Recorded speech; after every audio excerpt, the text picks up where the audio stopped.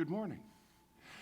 It is important that our children and we learn how to live within this digital world we have created for ourselves. It is equally important that we learn how to live without it. As I spend time with other parents, I often hear that an effective alternative punishment to taking children's electronic devices away is to simply take away their ability to charge their electronic devices, and then watch as the children watch with terror as their phones, tablets, and laptops slowly die. It has been said over and over that this is the most plugged-in generation yet, that these kids require their devices for everything from entertainment to even thinking. And I've even had someone walk smack into my vehicle because she was too busy on her phone. So it feels really good to think about watching these kids panic as their lifeline slowly loses battery charge. But it's not just the kids that are plugged in. I don't know about you, but I use my phone all the time. I have texting and picture messaging and email and social media and apps and games and everything else that a smartphone has to offer. And it is sometimes hard work on my end to not get wrapped up in my phone and completely ignore the outside world. But, so, are we as adults really that much better? Honestly, the difference to me is almost negligible, because that phone-distracted person that smacked into my car was, in fact, a woman in her 30s. But as adults, no one can take away the ability to charge our devices, right? No one can prevent that, right? In 1989, on March 13th, a solar flare hit our planet at 1,000,000 miles an hour. Now, it caused gorgeous northern and southern lights halfway to the equator. But solar flares also bring with them something called an electromagnetic pulse, or an EMP. And these can wreak havoc on our electrical systems by blowing out fuses and destroying batteries and causing wires to melt or break from the stress. Now, that same solar flare that brought the wonderful northern and southern lights, it also sent satellites careening off course. It blew out a major transformer at a New Jersey nuclear power plant and knocked out the entirety of the Hydro-Quebec power facility, knocking out power for over 6 million people in the middle of the night in winter in Canada. Solar flares hit our planet all the time.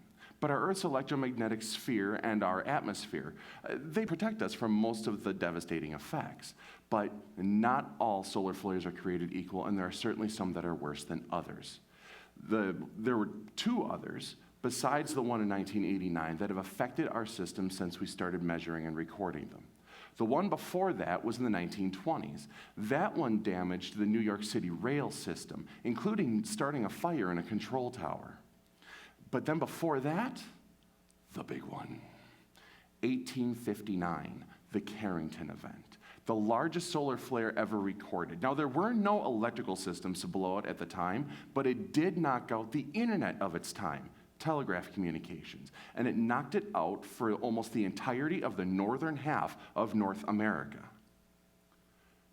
Now, if another Carrington-level flare were to happen today, NASA says that it would take nearly 1.5 years to restore power. That is a long time to be without power. And in June of 2012, less than a week after the Earth passed through the affected space, a solar flare the size of the one that caused the Carrington event crossed Earth's orbit. We missed it by less than 7 days. Moreover, NASA gives us a 1 in 8 chance to get hit by another Carrington-level flare by 2024, and those aren't very good odds. Also, solar flares aren't the only culprit in this loss of power. Power stations are frequent targets of terrorists and actors in wars. In fact, bombing power stations is a really common tactic. Also, a large enough nuclear attack will send an EMP potentially thousands of miles outside of the blast zone, knocking out power for upwards of millions of people that would otherwise be unaffected by the weapon. So now you get to watch your electronics die. And due to lack of power from the power stations, you can't even turn on your TV to see what's going on. So what is going on? What happens when the power goes out for weeks or months or even years? Well, first it must be said that in the front of solar flares and the coronal mass ejections that cause them, NASA, other space agencies, and governments around the world have been working hard for years on a better early warning system. We now have satellites that orbit the sun, constantly collecting data and sending it back to us at the speed of light. With enough early warning, the power companies can shut down those key transformers that allow power to flow. And for their part, the power companies are working on hardware safeguards for those key transformers to prevent a catastrophic loss of our power systems. But no system is perfect. And those key transformers that allow power to flow can take upwards of a year to manufacture each. So, aside from your phone and your lights, obviously, and your television not working, what else happens? What is that ripple effect of the loss of power? First, I really hope you like the Shoe Leather Express, because your car's battery is going to be destroyed, and likely so will the electronic systems in it. With no transportation, that means there's no fuel delivery for backup generators for the telecommunications hubs, 911 centers, and hospitals. Also, lack of power means that there are no pumps to allow water and sewer to flow. That means that sewer will eventually back up and find its way into streams and ditches, and that brings with it diseases like E. coli and cryptosporidium and encephalitis. Water will be clean water. Will be an extreme commodity over which people will certainly fight, as will any houses that are away from the sewer-fed subdivisions in the cities, because those places will be uninhabitable, and before you are evacuated, there will certainly be riots and looting. Pulling back a little bit farther, the satellites will go careening off course like they did in 1989. The difference is in how dependent we are upon them. In 1989, the United States had fewer than 50 satellites in the sky, but now we have hundreds, and most of our systems require them for support and function. So, what do we do? What happens when that 1 in 8 chance for another Carrington flare actually comes to pass? Well, governments, from federal to state to local, will certainly be working very hard to bring our lives back to pre-EMP status. But we can't sit around waiting for the government to save us. The true heroes of our story will be the people that can function and rebuild our society without power. They will be the people that can hunt and heal. They can build and lead without electricity. In short, the world will be saved by hobbyists. Now, my day job is in the utility industry. I use high-tech radio detection equipment to determine the placement of underground cables and pipes. But in my off time, I can often be found down in my basement workshop using hand saws, hand planes, and chisels to make furniture, boxes, and other household items out of wood. And I am not the only one that does this. There are currently nearly 30,000 members of a worldwide social media community known as Unplugged Woodworkers that shares my passion for electricity-free woodworking. There are people that can build houses without the use of electricity. No circular saws or air-powered nail guns or diesel-driven cranes, just hard muscle power operating hand planes and hand saws and hammers. I know several blacksmiths that can and do forge blades for tools and weapons and knives. They work iron and steel in ways that us normal people can't comprehend. Yet they all have day jobs. One's a musician, one's a diesel mechanic, another one's a foreman at a factory. But they are all blacksmiths in their off time. I know a woman that can shear a sheep, spin the coat into wool thread, weave her own fabrics, and sew her own clothes. In fact, there are many people that can make their own fabrics by using punch card guided automated looms that can trace their designs to the 15th and 16th centuries.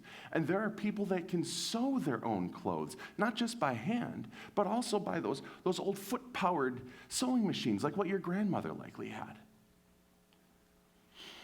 And making things with which to survive, that is important. But the world will first and foremost need food. And that is where the foragers and the gardeners come in. People that know what plants are safe to eat and can successfully grow and cultivate them. Looking larger, farming has gone from just the simple ox-driven plow to now large GPS-guided driverless tractors that pull plows the size of small houses. Even small family farms require the use of a diesel tractor, but these things aren't going to be working after a large enough solar flare. But there is a farmer a couple of townships from my house. He uses a steam-powered tractor to till his fields and turn his sawmill. When comes harvest time, he and his wife go out in the field with sickles and take the produce off the stalks. He comes back with a scythe, takes it down, comes back again, and bales it right back up. We will also need hunters and trappers, the people that can bring in meat. And hunters, whether they use a black powder gun or a conventional gun, they will need bullets and powder. Bow hunters will need bowstrings and shafts and arrowheads. So who are these people, these hobbyists that will save the world? You are. By picking up a hobby that interests you, you can help save the world. You can make the things or grow the things that feed humanity. You can raise barns and build chairs. You can learn what plants have what healing properties and perform first aid. You can make tools and grow food. You can put the electrical and telecommunication systems back together to bring our society back. You. All you have to do is learn how to live without the world that this smartphone represents. There will be no money. Money is in the cloud. We will have to learn how to trade skill for skill until the financial system is back up. There will be no YouTube or Instructables. There will be no podcasts. These hard skills that will be in demand after these resources are gone. So pick up these skills now. Pick up a hand plane and a handsaw. Learn how to build furniture and houses and boats. Pick up a hammer and an anvil. Learn how to forge steel objects with your bare hands. Pick up a book on how to heal nutritionally and naturally. Learn about local resources for food and clean water. Garden, forage, hunt. And these skills, they're not just for survival. My life has changed since I started woodworking. I feel much more a whole person, and even more so since I started moving more toward hand tools. You can feel that too, by finding something about which you are passionate and pursuing it. At the same time, you will be developing a skill that will cause you to be indispensable in the case of true catastrophe. And it's not all about hard skills and work. We will need clear communication and great leadership. We will need altruistic people to step forward and listen to the people over whom they hold sway and make decisions for the greater good. And great leaders can come from anywhere. Gandhi came from a city of nearly 250,000, while General Patton came from a town of less than 50,000, and Nelson Mandela was born in a village of just a few hundred. Where are you from? We will always need people that can organize other humans. Look to the heads and the chairs of nonprofit organizations. Look to the heads of human resource departments and organizers of large events, because these people are always excellent resources for leaders, if not great leaders themselves. Just as important as leaders and organizers, we will need followers, people that happily understand that they have a role to play that isn't necessarily the leader. Volunteer for local nonprofit organizations. Join your local scouting organizations. Learn where you are, learn your place, and then work with people to develop who you are to become the person you want to be. We will also need clear, concise communicators. Well, we need those now. People that can cohere their thoughts into understandable words, and people that can translate where others fail with their less than stellar communications. We will also need people that have the diplomatic abilities to be able to hash out human differences so that everybody can come to a compromise. And you can be any of those people too. You can be the leader. You can be the follower. You can pick up a new skill that is both in demand in the case the world goes to hell, but is also in demand now or will enrich and make your life better. Now, the world will come back eventually. The people will be working hard from day one to bring our society back to what it is. After a few years, from a societal point of view, it'll be as though nothing happened. The digital world will be back to where it was. And the history will talk about the leaders and the craftsmen and the workers that got humankind through this great void. It is important that our children and we learn how to live within this digital world we have created for ourselves. It is equally important that we learn how to live without it. Thank you.